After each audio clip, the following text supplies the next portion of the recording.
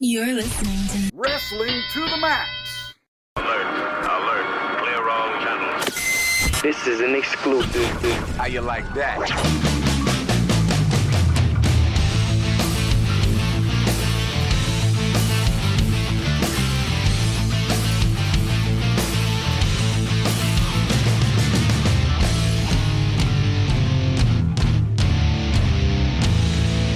And your hosts, Gary Vaughn, Sean Garmer, and Paul Vieser. King of Sport. New Japan Pro Wrestling.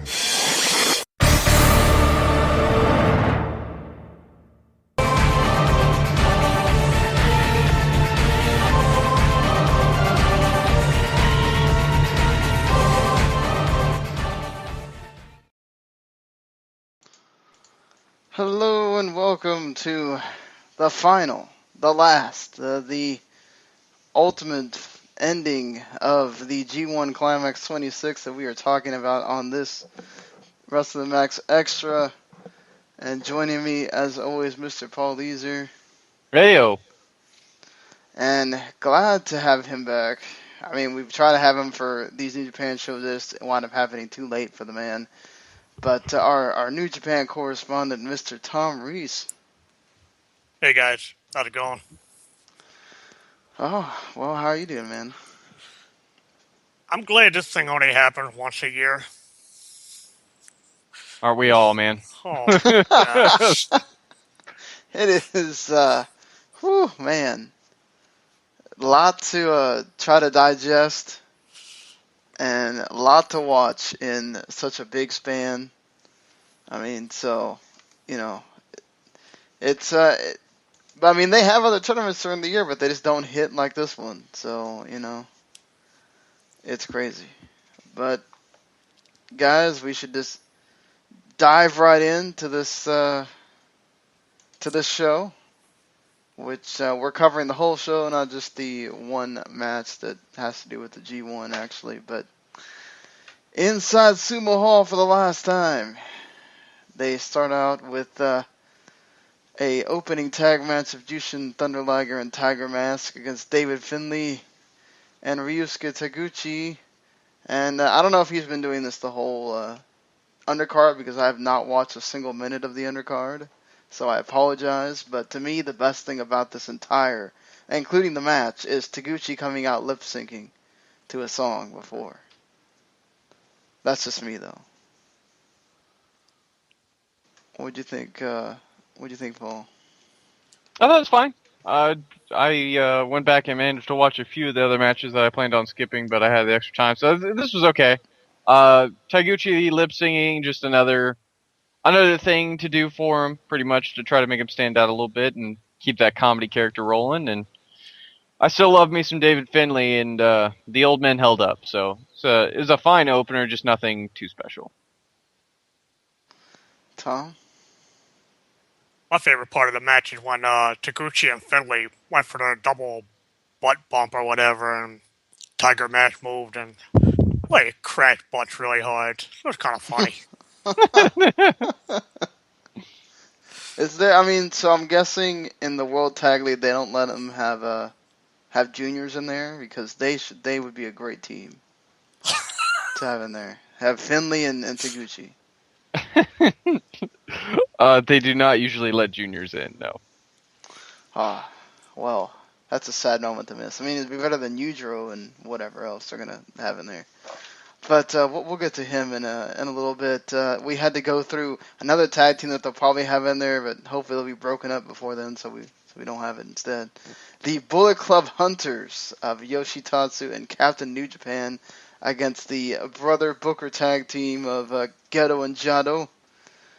And, well, we still have Yoshitatsu doing Triple H cosplay, so that's still a thing. And Captain New Japan still loses, so that's still a thing as well. Yeah. I don't know. This was kind of just there for me, but Goto and Jado win. Usually they're the ones taking losses. Well, I mean, you got Goto and Jado on one side, and you got Captain New Japan on the other. You already know who's losing, guys. No surprise. No surprise at all. You Like you make said, anything, Tom, of Yoshitatsu kind of walking out on him? I really thought going into this match that this was going to be where Captain New Japan finally gets a win. This is Goto and Jado, and I'm like, all right, well, Captain New Japan will get the win, and everybody be happy. But yeah, the match was just there. Yoshitatsu, I don't know, I can do without him. I'm kind of there at the same boat with him. He complained about how he was treated in WWE. I mean, I don't see him really doing a whole lot more than he did in either company, honestly. I think the injury hurt his stock a lot because he came in kind of hot and then it broke his neck, no fault of his own, of course. I mean, Right.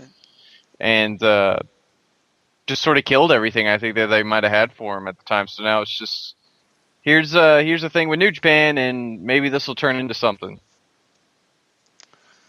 Yeah, I mean, at this point, I think I care more about Juice Robinson than Yoshitatsu.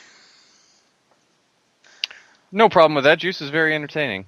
Yes. That's it. I mean, look, honestly, he does the Triple H thing fine. I wonder if him walking out is just he's gonna go do something else, or he's just gonna go try to do Triple H by himself. I don't know. I mean, we know how that worked out for Triple H when he left the team. And Or it could be setting up for, as this thing unfolds with Noah in New Japan, maybe he'll jump ship. Oh, Possible. interesting. Different.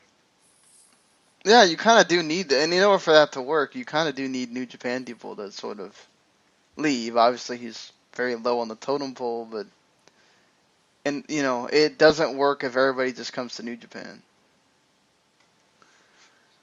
Exactly. And you'll have, maybe sending Yoshitatsu to Noah might be a good thing. Help him build up his stock there, and then bring him back when he's ready during this thing. So it might work out well for him.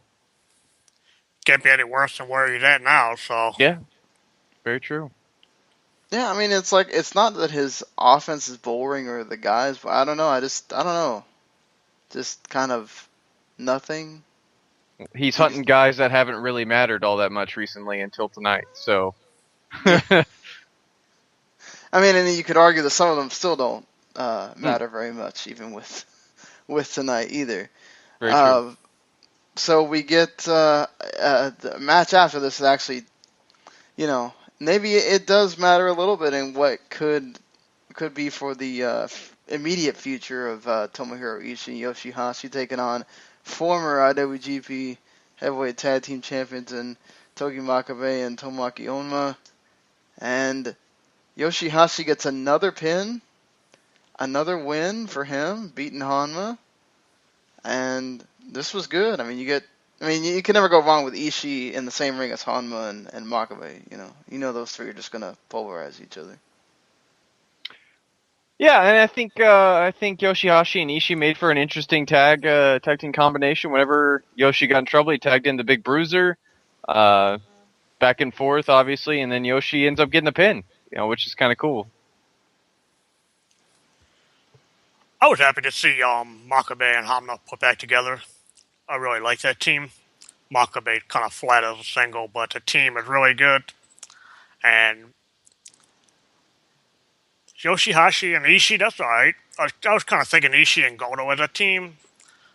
I think there's a lot of possibilities they can really get that tag scene going again, with put those guys and Naito's guys in there, Briscoes. A lot of possibilities for the future here. But I like Hanma and Makabe as a team, though, definitely. Yeah, Makabe seems much more motivated. And it helps, like you said before, that he can kind of just come in and do his stuff, and, Hama does a lot of the work. I know you guys did the show last night, or the other night, talking about that Makabe Ishii match from Friday, I believe it was. I don't know if you noticed, but when they were doing one of those hellacious exchanges, There was this woman in the front row. You could see her clear as day, and she got her hands clapped together in front of her face as if she's praying. And she just had this gravely concerned look on her face that she could not believe what she was witnessing. I mean, it was the funniest thing just for those two guys. Seeing that girl there, just like, my gosh, these two guys are very violent. I really enjoyed the referee's face whenever they were trading chops at the beginning, because he recoils every time they hit each other, and his face is just contorted in pain as if he's feeling the chops. It's not those guys getting hit, it's the ref getting hit. Yeah, so would I. Yeah. I think sometimes, in some of these matches, you just feel everything. And that's what you will be...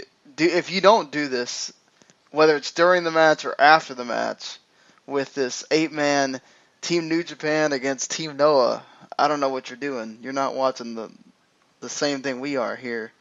It was Maybach, Taniguchi, Masa Kitamiya, Go Shiozaki, and Kazuchika Nakajima against Hiroshi Tenzan, Manabu Nakanishi, Yuji Nagata, and Katsura Shibata, your never openweight champion. Of course, he is not one of those that cares at all about wearing his title to the ring with him.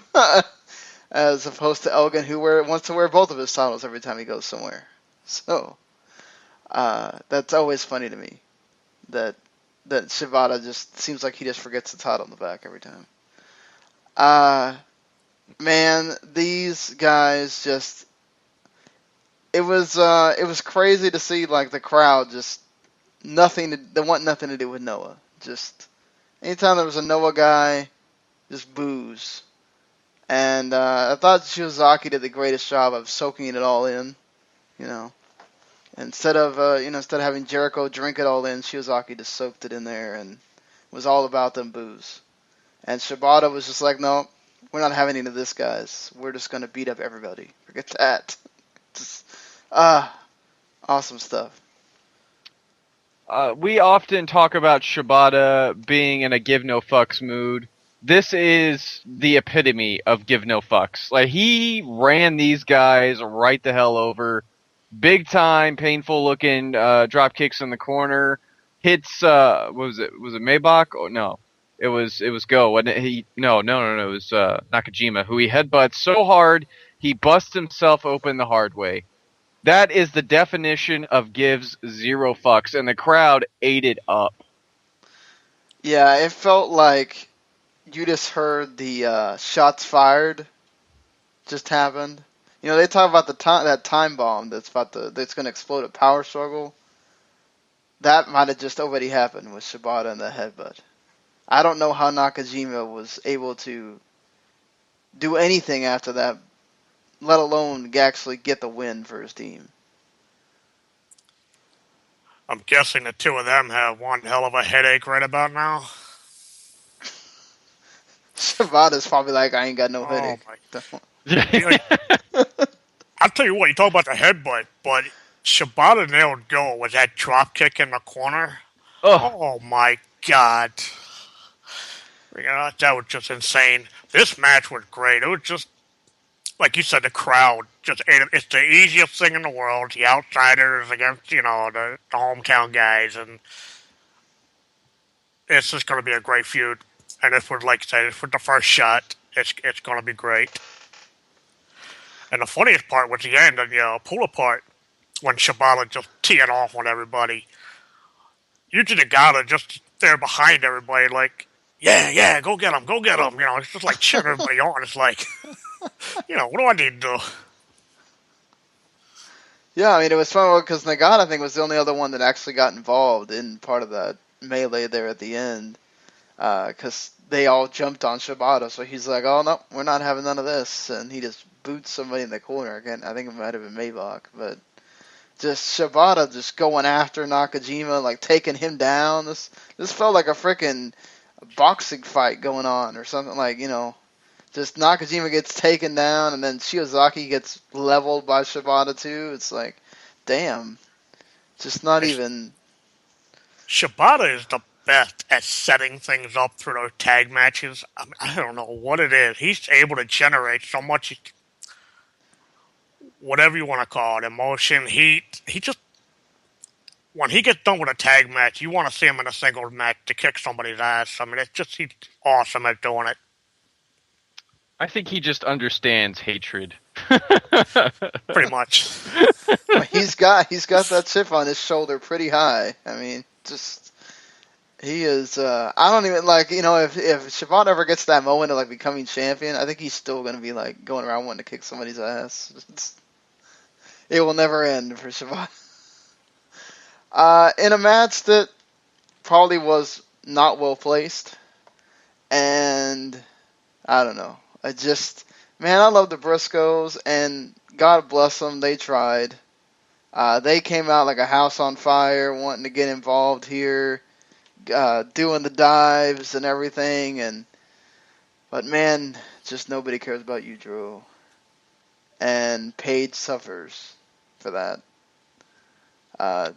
This also went a little bit too long. Like, I just was like, can we just end this at some point? This is the only match that I watched the entire show that I was just kind of like, okay, I'll take the pin any moment now. Maybe a hair too long. Yeah, and it's not the Bullet Club guys here didn't do themselves any favors whenever they were working their side of the match. It was fine. They were hitting the moves. They just weren't doing anything to make the crowd hate them. They didn't do anything to get them involved, and that really took away. But when the Briscoes came in and they hit their big moves, the crowd seemed to enjoy it. So this isn't on the Briscoes for sure.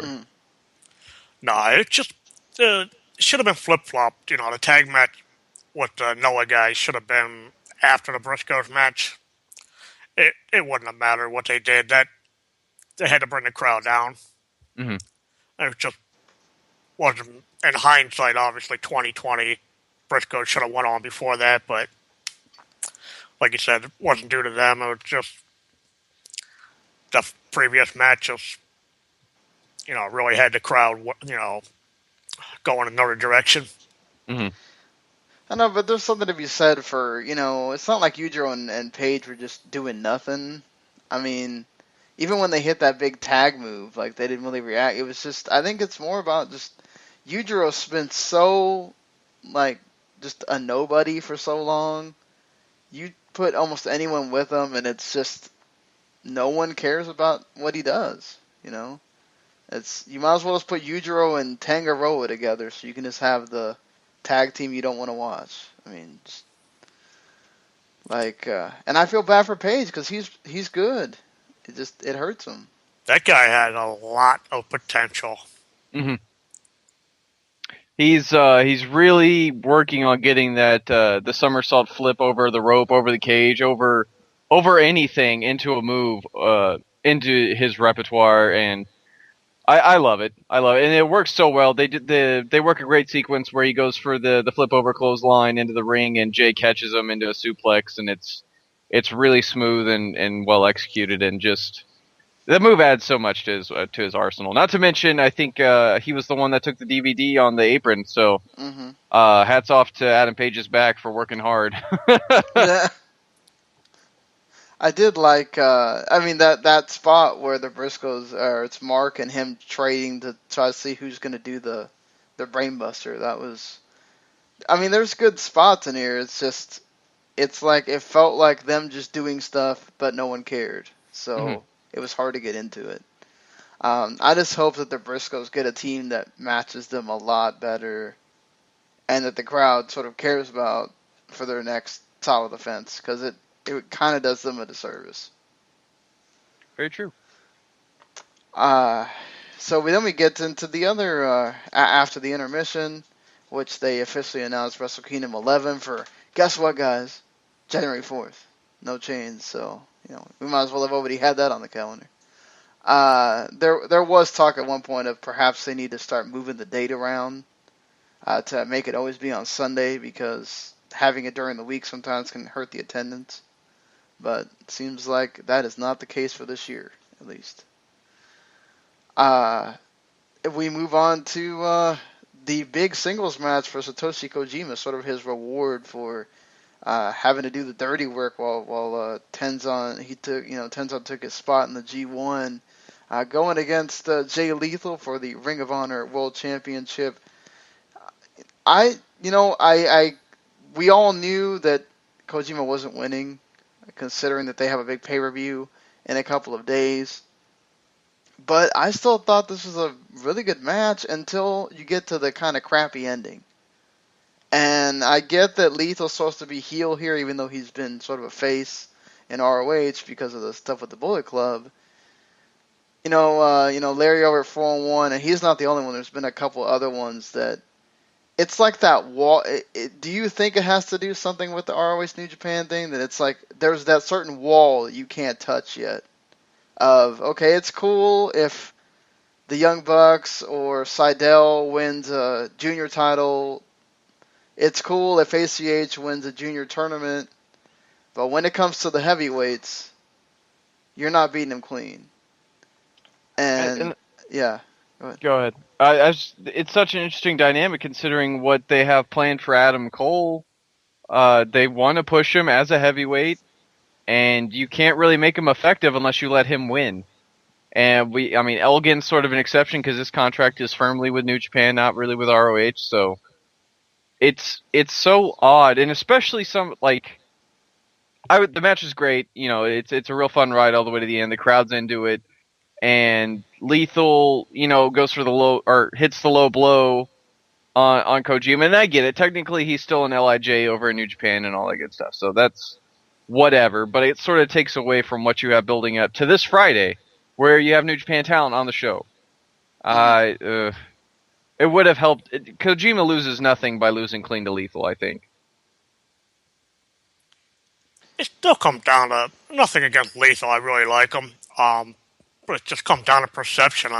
He's not looked at as a legitimate threat to the heavyweights in Japan. Where, let's say, if it was Samoa Joe, they'd probably be looked at differently, but it's Jay Lethal. And, they're not gonna bend over backward for him. And probably also could, like you said, somebody like Elgin's actual New Japan guy, whereas Lethal is really just an ROH guy. But I thought the match was pretty good. The crowd was into it, and so hats off to those guys. Yeah, and I thought Lethal worked really well into like Kojima's big spots. So none of it felt like we're just trying to get to the the things that Kojima does, other than the Lethal combination that apparently nobody knows how to take in Japan. Everything else went like really smooth. It was just, okay, you're about to do the lethal injection. Well, whoops, here I'm going to do my cutter instead. The missing the elbow to go right into the machine gun chops. Like, all that stuff was smooth. It was all good. Kojima got to block that third tope, which I hate that thing, where he just does 3 suicide dives in a row. It's very, I don't know, it's like, why wouldn't you move after the first one? But crowd ate it up. Yeah, they did, and it leads into him being able to counter it and everything. Just, I think, other than that, like sour taste that gets left in your mouth by the ending, it's still very good. And Jay Lethal gets a title defense before he's going to face Cole. So good for Lethal, good for Kojima, and the last singles match you'll get before you get to the finals as well. Speaking of LIJ, they were up next in an 8-man tag against Tanahashi, Elgin, Juice Robinson, and Kushida, your junior champion. And Los Ingobernables wins here, correct? Yes. I thought I heard Evil's music, so this is like the one match I didn't get to watch, so... yeah, LIJ wins, and then you did have Naito doing the Tranquilo pros right in front of Elgin. And he's looks sort of like he's eyeing that IC title. So perhaps we get Elgin and Naito at Wrestle Kingdom instead. You know, I guess if you can't have him be 1, you have him be 1A. And as great as Elgin's been in his run here, especially in this G1, he was incredible. I think that belt's going to Naito. Yeah, definitely going tonight. Probably even before the Dome, because they got a lot of big shows coming up. Yeah. Beforehand. But how about that reaction that Naito got coming out? Yeah. That crowd Tokyo was loves them so some into- LIJ. Oh my god, yeah. Did you see they had it fixed on the one guy that was like pointing at everybody to chant for Naito too. I was like, there you go, man. Get it going.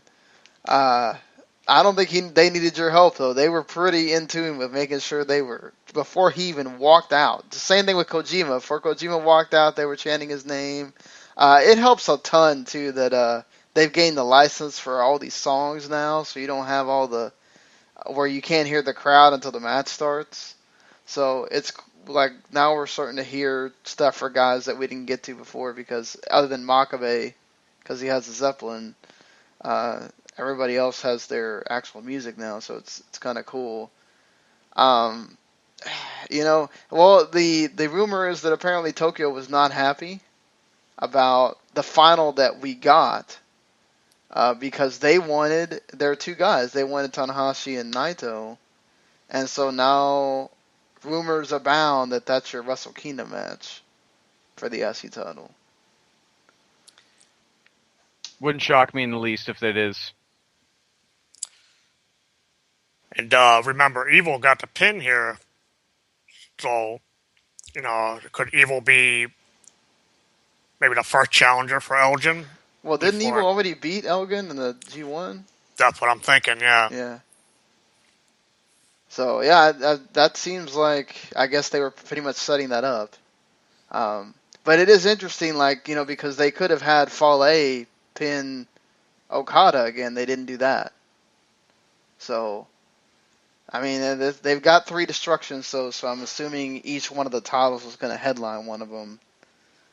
So it seems like we're getting Evil and Elgin, and that's the thing too is based on what we get in the final, Elgin is one of the guys that pinned Omega. Mm-hmm. So are we going to get Elgin Omega again? Or is he just going to not bother with it because he's champion or whatnot? So that's going to be interesting to see where we get there. But before we got to the final, we had to have this little bit of chaos, and the GHC Tag Team Champions of Okada, Toru Yano, and Naomichi Murafuji against Bad Luck Fale, Tama Tonga, and Tonga Loa. This was okay. I thought it was a good match, but thank God Okada just lariated the crap out of Loa, so we can, just be done with that. And basically this was an angle so that you could have your 2 title challengers set up for the next 2 shows, seems like. Fale at the Destruction and Murafuji at the bigger King of Pro Wrestling show, which, again, I'm going to assume that Nakajima will probably go for his... I think didn't Nakajima beat Shibata too? Yes. Am I wrong? So he could go for either title. No. Shibata beat him. He beat Elgin. Okay, So, yeah, Nakajima would probably go for the IC title on that show, and you'd probably have more of the Noah versus New Japan stuff. Yeah. Maybe. You could still have Nakajima challenge Shibata for the never openweight title based off what you got on this night, let alone no matter what happened in the G1. Right. And that's completely okay, especially if they want to make that sort of the centerpiece between it, because it's sort of the tough guy title, and what better way to prove yourself than to win that one? And this the 6-man here is fine. Okada Fale is going to be what it is, but Okada Marufuji for the belt, that's going to be some money right there. And some more of that New Japan Noah play there with Okada. I'm not shaking your hand, boy. That was awesome when Okada walked away from the handshake. and also playing into the New Japan Noah thing, figure Yano and Marufuji will do a split where it costs them the tag title with just somebody, I don't know, here or there. But I gotta say, that Tangaloa, I can't take that guy anymore. He just... The difference between him and somebody like Captain New Japan, in the prelims, he doesn't get in the way of anything. Mm-hmm. And this clown's working with main eventers. I don't know. Gotta go. He's already harpooned a lot of Tama Tonga's momentum that he had before Guerrillas of Destiny formed. And it took a lot for Tonga to get it back, but he did. Yeah, he did. He at least got some of it back in the G1, so I'd just eject him while you can. I just hope they don't try to put them bad together. Oh, God. I mean, they're both going to be at the Death Before Dishonor stuff, so. Like, see, I don't mind in Ring of Honor so much. I guess because they're not really wrestling with main eventers there either. I mean, this is just more like we're really trying to get them all involved because, Bullet Club's doing big stuff right now, but it's just, yeah, I just hope that I'd rather have Tonga Fale in the World Tag League or whatever, and please get rid of Loa if that's what we're doing. Mm-hmm. At least that tag team has something to it, People care about Fale. I mean, people fear Fale, and you can care about Tonga as being the smaller guy, the faster guy. There's nothing with Mr. Camacho. Just nothing. It is true. And then we get to this G1 Climax 26 final match. I think, personally, I enjoyed both of the matches from the main events from the two previous nights a little bit more. But this was equally just as great. The line of previous Bullet Club leaders, finishers, going into the Wyoming Angel was sublime. The odes to Kota Ibushi, which has people talking about whether he's going to come back or not. And honestly, if I'm New Japan, I know you want to do this match, and I think it's cool because it has a great story, but you've gone this far without using him. I don't know. Do you really want to tease everybody and then he doesn't come back again? I don't know. I don't know. Honestly, at this point, it doesn't really matter because I have a whole lot of egg on my face after last night. But Kenny Omega, I knew from the very second that he kicked out of the Shotenkai that he was winning. And I think everybody in that building knew it too. Yeah. And it still didn't temper their heat and everything like that. It was still an amazing match. The odes to everybody was great. I loved the simple thing of just Omega hitting his normal suicide plancha to the outside on Goto, and then just too sweeting the guy in the Bullet Club shirt in the front row. Like simple stuff like that. I'm like, man, this guy's awesome. And he absolutely killed it. 2 nights in a row, damn near a 5-star match out of both, and just, incredible. And Tom, I mean, that crowd, they were pro Kenny Omega for a lot of it, but to Omega's credit, and this is what makes him so great, he did a lot of things to try to get the crowd back to Goto. He didn't just soak it all in and go, okay, well, I'm going to be the face in this match. No, he did what he was supposed to do. Yeah, there was a mixed reaction for the rest of the show and whatever, and because you had great action going on, but, man, a lot of credit to Omega. And Goto was great here, too. I don't want to take away from Goto, but, yeah. The B block was Naito all the way. We were convinced of that. I mean, there wasn't any question. The only question was who Naito was going to face in the final. But when Omega beat him, I'm like, well, Omega's winning this thing. But I swear, just as Goto started to come out, it hit me. I said, this is freaking brilliant because they don't really need Naito to win right now. They finally rehabbed him. They got him over, and he's a big-time star now. They can always go back to him. And thought to myself, you kept saying all year, maybe Goto will, play into the storyline where he finally gets back to a title match. And I'm thinking, this is it. Goto's going to win. He's going to go to the Dome against whomever the champ is. And then the match happened, and Omega won. And I'm like, well, I give up. The match, that's the beauty of it, though. I mean, it just had us guessing the whole time. And the match, though, was, if last night was a 10, this was a 9. I mean, it was just unbelievable 24 hours of... You can't put together 2 matches like that in less than 24 hours, like Kenny Omega did. And I've always been, not always, but been down on him because he plays a clown sometimes, then he'd be serious, then he plays a clown, then he'd be serious. But this year, every big match he had, from Tanahashi in February to the Elgin matches to his G1 matches, and then the last 2 nights, he's literally hit a home run. Period. Guy has been great, and I can't say anything bad about this match. It was awesome, and the crowd was just so into it. And you're right, when he kicked out, I said, well, Omega's winning. Mm-hmm. It was awesome.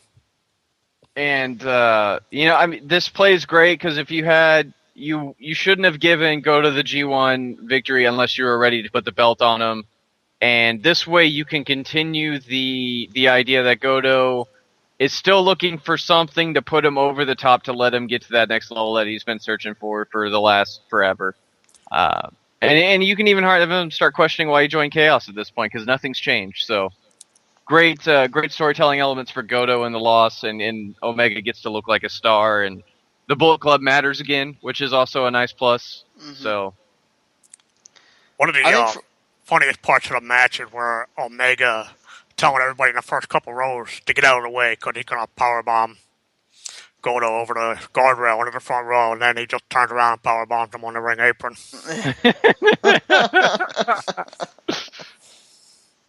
I think he realized there was no table there this time, so he would have been powerbombing him into a bunch of row of chairs. That probably wouldn't have been great for Goto's back.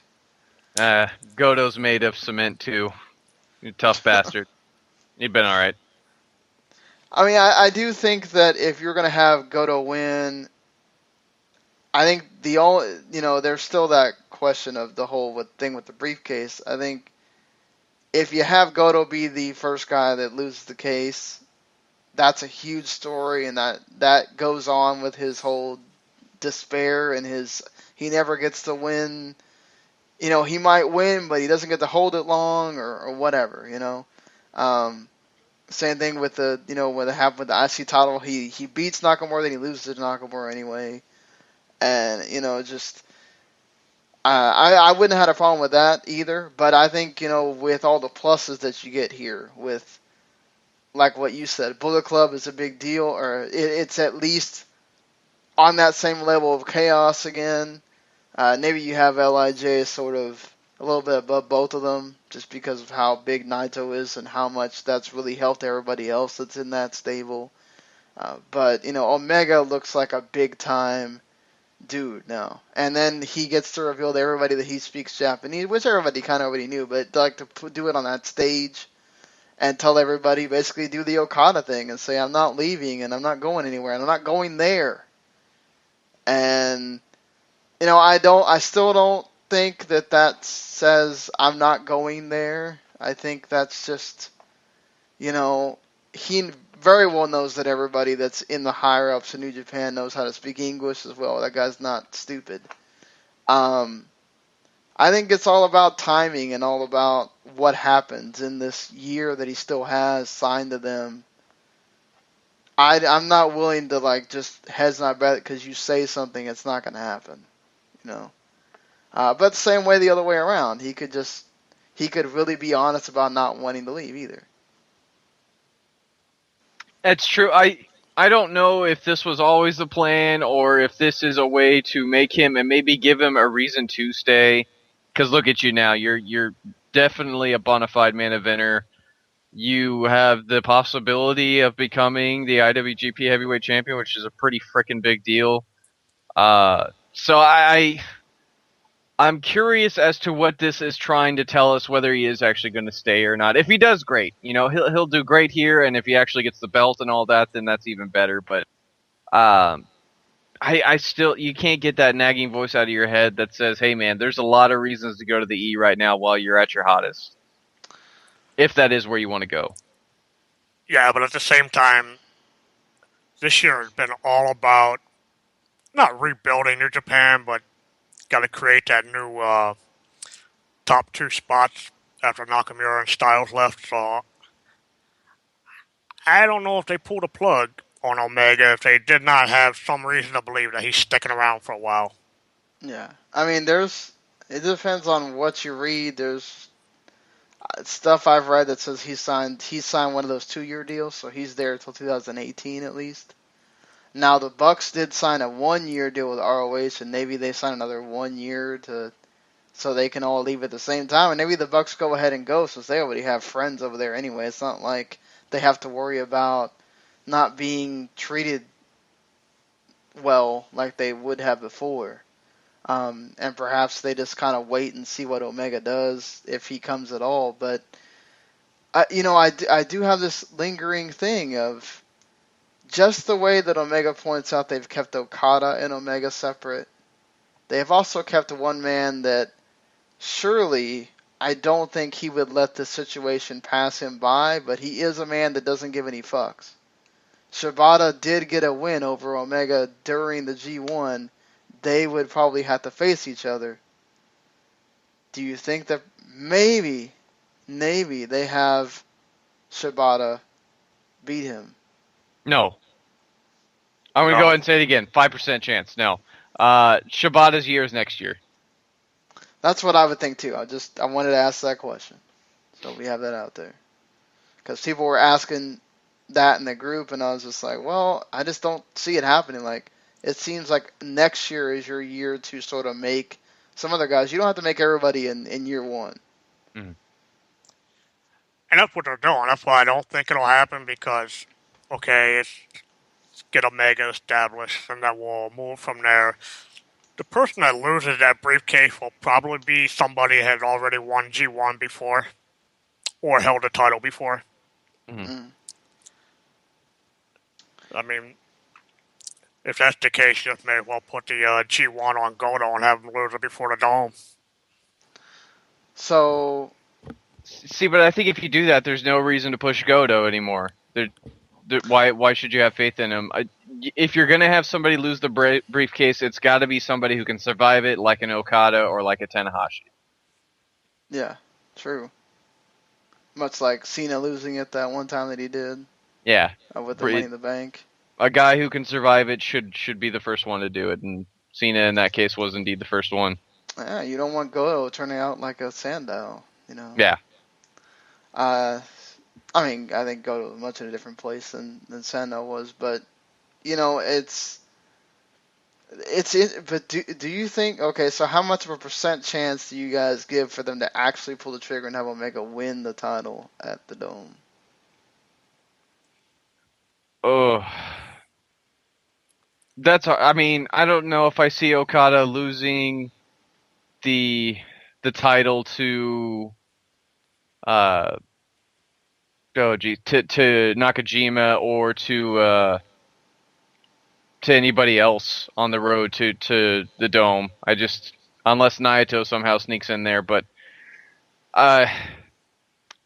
him and Okada main eventing the Dome would be awesome, and I don't know if they put the belt on him there. It's so hard. 50-50? Because I think it depends on how well Omega's doing by the time you get there. Sitting here today, after those two performances right now, it's very easy for me to see them put the belt on him. However, see where we're at in October, November, if the steam stays there or if it wears off. And the thing is, too, he's going to be protected in the drawing because he's not going to be the main. He's going to be the semifinal draw.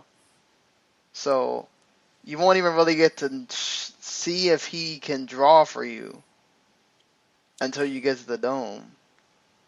Well, look at it, so was Naito back in 13. Yeah. But the fans crapped on it. I don't think the fans will crap on this, but we'll see once the luster of the last 2 days wears off. Right. Yeah. Just Goto, don't do a vote. Because if you do Tanahashi Naito, that thing's probably going to win the vote. By a have- No landslide. doubt. Yeah, don't. If you really want to see what Kenny Omega can do, drawing power and everything else, don't do a vote. And you know what else? They'll still go with Omega and Okada because I think by the Dome, that New Japan Noah thing might really be hot. Mm-hmm. So, with that just underneath, they're going to be alright. Well, I mean, and it's also interesting that the one guy that Okada did not call out, his buddy Ishii, he didn't call him out for a title challenge. Yeah, I wouldn't either. Yeah, I wouldn't either. Now, I hope that that's what that's leading to. That Ishii calls him out. It's like, hey, man, I beat you. Like, where's my title challenge at? And they have it at Power Struggle, I would hope. And because that's what you need to do. I hope they leave Shibata till Power Struggle as well. Leave their hardest challengers till the end. And make it like where, man, Okada really had to get by Ishii to win. You know, Omega had to really get by Shibata to get there, you know. I mean, I love Yoshihashi, but I hope it's not Omega Yoshihashi the last challenge that Omega has to deal with. And remember this. Last year G1 in Osaka, Goto beat Okada, and then Goto got his title match, at New Beginning in February. Right. So maybe Ishii is being held off for after the Dome when they have to fill a few slots. Yeah, that's true too. Fingers crossed they actually give him the belt, too. God, Oh, I'd lose my shit. You know what? he He deserves deserves a it. Naito run. He deserves that Naito run. He really does. No man has worked harder than Ishii in these past, 3 or 4 years. That man has been crazy good. Well, guys, I mean, this sort of caps off the G1, another G1 in the books. I think after this close that we've had here, I'm tempted to say that this might be better than last year. I don't think last year made 3 5-star matches during the fucking tournament. True, but you did have more, I think, 4-star, 4.5 stars, throughout the tournament. But you also had lower lows as well. That's true. I mean, Okada did sleepwalk his way through the middle of it pretty much to get to those 5-star matches. But, I mean, I still think the highs were so high. Ishii was can't miss. Elgin was can't miss. Yoshihashi came out. Shibata had a nice coming out here too again. Tanahashi's story was fun to follow. Tenzin was really great to follow before they crapped on that at the end. I mean, you had a lot of good stuff going into this, more so than I would say you did last year. And the two Noah guys performing really, really well. Yeah. You know. The thing is, before the tournament started, what were we all saying? It's we know it's not going to be as good as the last few years. We're missing, Ibushi, Nakamura, Styles, Carl Anderson. But, like you brought up, Michael Elgin, G1 will forever be his thing now because that's what established him last year. Ishii is just, that guy, he's unreal. And then the finish down the stretch of this tournament was just absolutely incredible. The match with Okada and Ishii, and then the final weekend with Omega and Tanahashi, Okada, Naito all doing their thing, Goto. And the Friday, Saturday shows were actually better this weekend than they were last year because you had more better matches on the final weekend. Mm-hmm. So, and just another thing about Okada, I think, I'm guilty of this too, but we're probably a little too hard on him because he had the great match with Marufuji to open a tournament. Hmm. And then, he's kind of laid an egg against, who was it, Tonga. Mm-hmm. And Goto. Yeah, and the match with Sonata was probably well below expectations. But in the end, Okada wasn't the story of the G1, so it's like, alright, picks his spots and do what he can, and then once they got to Osaka, Okada turned it on with that match, and then again with Tanahashi. So I can't blame him. Just as a fan, I want to see my world champion, out there like Tanahashi busting ass. Mm-hmm. And then you brought that up too. Like when he did have that great match, it was against somebody that was a story in the G1. A Tanahashi, a Marufuji, Anishi. Those are guys that were meant to be highlighted to this G1. Right, they were important. It's a very fair point. I mean, it's going to burn my butt till the end of days that he didn't help Tonga out during this thing, but yeah, I mean, you guys laid it out pretty well there. He did highlight the guys who need to be highlighted, and to be, to hell with what we want, I guess. But when you're the world champ, you're the guy we count on for the amazing match every night, and to that extent, he did not deliver on that front. And it's fair. I mean, it's like we're gonna do this. You do it in sports, and this is the closest thing you're gonna get to a sport in wrestling, because all the other, a lot of the other wrestling federations try it, but they don't get near as close as what New Japan tries to do. You are hardest on your champions. You're hardest on the stars, and when they don't deliver the way that you've seen them do, and this is also why we were kind of sitting there going, oh man, he's underwhelming, because last year he was supposed to be a story of the G1. Obviously, that's part of the reason. But he was having great matches almost every night. He was doing what Ishii was doing. He was doing what Marufuji was doing. So you're going, well, what's going on with Okada? Why is he not doing it this year? And I think it takes sometimes for us all to realize that not everybody has to go out there and have 4-star matches every single match, because then it makes the other ones feel less important. Right. Very true. We kind of highlighted a lot of the guys that did really well in the G1. I mean, if you had to nail a top 5 performers, where you can only pick 5, who are you putting there?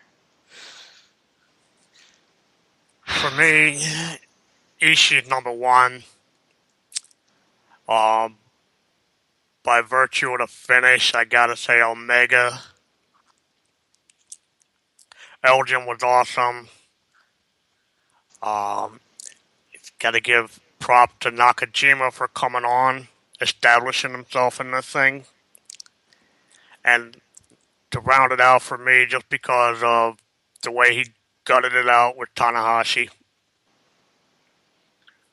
There's no doubt about it that the MVP of this tournament was absolutely Tomohiro Ishii. I don't think he had a match below 3.5 the entire fucking tournament, and he capped it off with that brilliant 5-star match with Okada back in 913.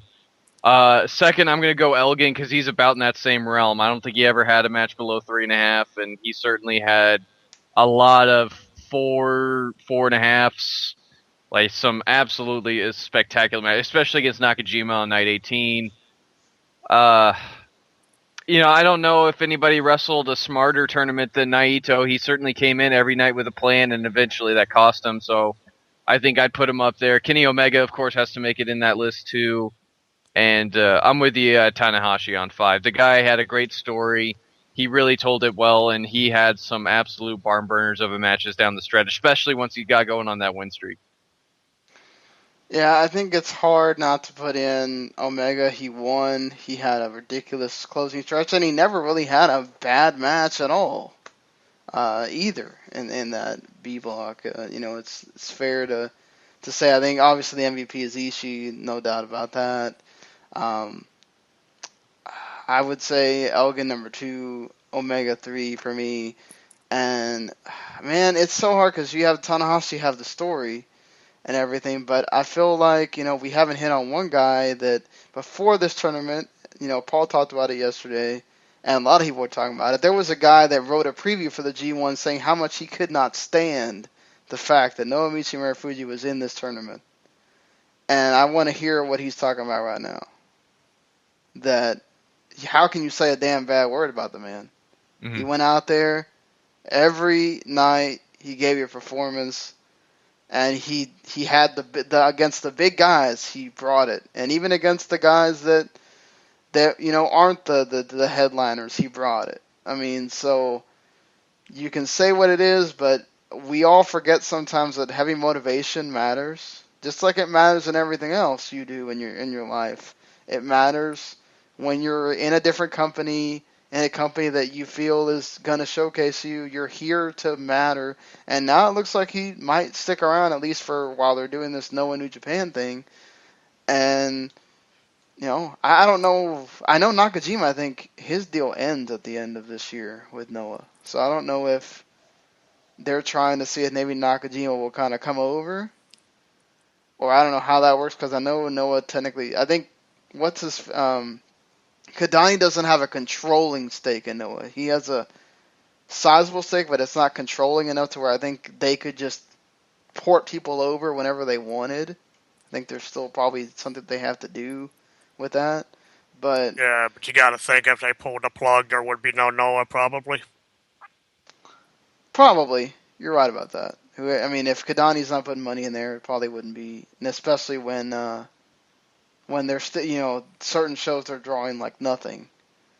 But yeah, I mean, this is going to be really fun to see the rest of this year. And one thing we haven't talked about, but I've heard some people talk about it. It's possible. Would you really want to pull this now when you've gotten some Noah people out of that and you're trying to do this New Japan versus Noah? This time bomb thing that's supposed to go off at Power Struggle. Hearing people talking about Suzuki Gun, you think they'll really bring them back? Yeah, before we get to Suzuki, the one thing about the Noah guys in the tournament, the 2 Noah reps beat the 2 New Japan single champions during the tournament. That's something to keep an eye on. Yeah. But Suzuki, bring him back. Him and Shibata, fun.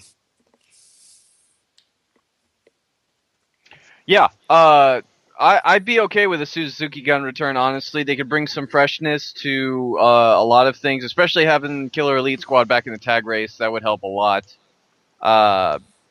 Suzuki, if you want to bring Segura in, I mean, that's fine too, but I think a lot of the core of what you have in there could really... Taichi and Intaka could help the junior tag, I mean...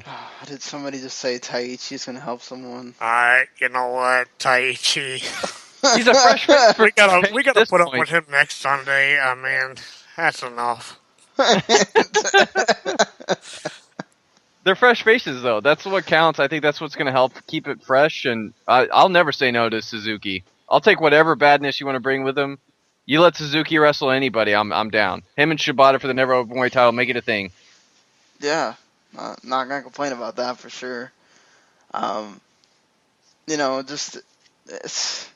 Talk about, you got Noah in there. You got, if you bring Suzuki Gun back, my God, there's just so much going on at the same time with New Japan. Well, for one thing, you can never say it'd be stale at that point. Mm-hmm. There'd be so much going on. How could you take your eyes off what was happening? But yeah, I mean, this leads into a very interesting... I mean, it also helps, you got the tag league after that. So like you say, you can get Killer Elite Squad in there. And I don't know if Suzuki would team with somebody. But I guess Segura. So, get some teams in there. And whoever else from Noah over there, and help fill out some of the heavyweight teams or whatnot. Just, This is like I said, with Omega, what you got going on with him, with the challenges for Okada, with what's going to happen with Goto and Tanahashi after they had failed runs, and are they going to be doing anything? Is Tanahashi going to be doing with going against Naito? If what's Naito going to be doing? There's a lot of questions and a lot of possibilities now. So hats off to Goto. What about one of the bigger stories that nobody's talking about, though? My man Toru Yano had double digits in the D1. Way to go. By not having to do a whole lot either. By the grace of God, Toriano. Well, because he that parody with Murfuji had 10 points. Yano had to have 10 points too because he was tag champion along with him. So, yeah, I give credit. I mean, I don't know that I give credit for his matches or anything, but I actually have to answer a question. So you guys answer this question. I have to answer this question for a G1 Fact or Fiction that Larry sent me. Of do they need to just do away with Yano in the G1?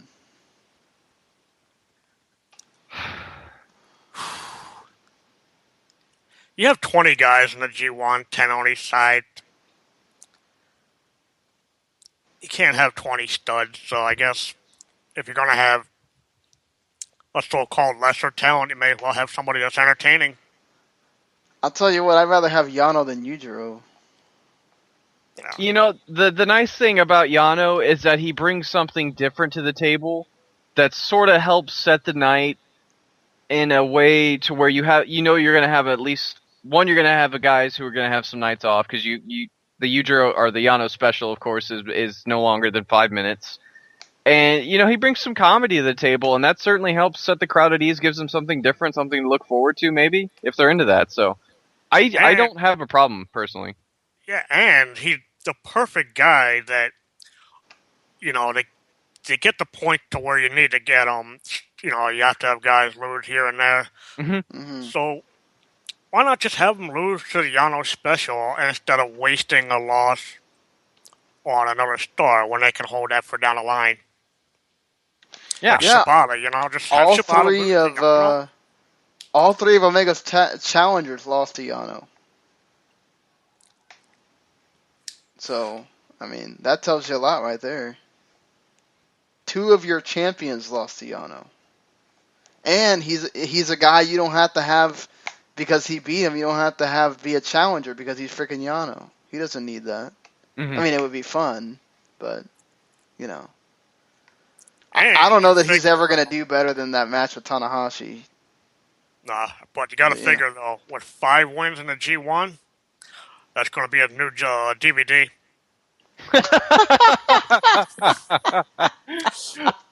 I smell another bestseller. Yeah, I would say I kind of want one of those shirts too. Look kind of cool.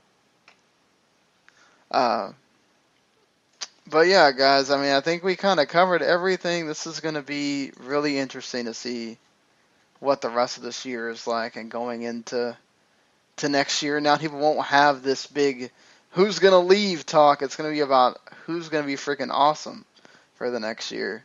And that's what I like to hear coming from New Japan. So, anything you guys want to say before we get out of here? Just think on January 5th, we were all wondering how they were going to survive the year. Now it seems like they have the next year plus set up. Yeah, it's absolutely incredible where we sat at the beginning of the year with them losing as much as they did and where they've come in, 7 months? 7 months plus. Mm-hmm. It's absolutely incredible. I think it's a real testament to Goto and everybody who's got the book over there, and to the talent that New Japan has, how deep they were. And I think some people might have said that they're going to be okay for a while, but it's going to be some work to get back to where they were, and they've done it in almost 0 time flat. Yeah, I mean, and all the attendance, for the most part, it's been almost equal throughout this G1 to last year. So even without those big draws, I mean, they still did pretty well.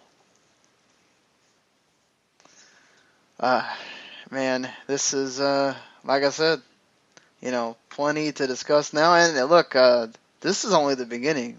We got a whole week of wrestling that's going to be amazing. Or at least we hope it is. You've got, the WWE stuff, Monday through Wednesday. You got whatever TNA is doing now. Now they got an MMA title that TNA is about to introduce. And then you've got ROH's pay-per-view. You've got the NXT TakeOver. You've got SummerSlam and the Super J-Cup on the same day. So much going on. God bless us. Yeah, this is a great week. TakeOver, it's going to be good. That Super J-Cup's going to be awesome. I think SummerSlam's really going to deliver. I'm really looking forward to Death Before Dishonor, especially Adam Cole and Jay Lethal. Should be sublime, and it's going to be a great week. All right, everybody. Until, we'll see you tomorrow. Yeah. But for this week of death where we only get 2 days off. Until then, everyone. See you later. Have a good night, folks. Later.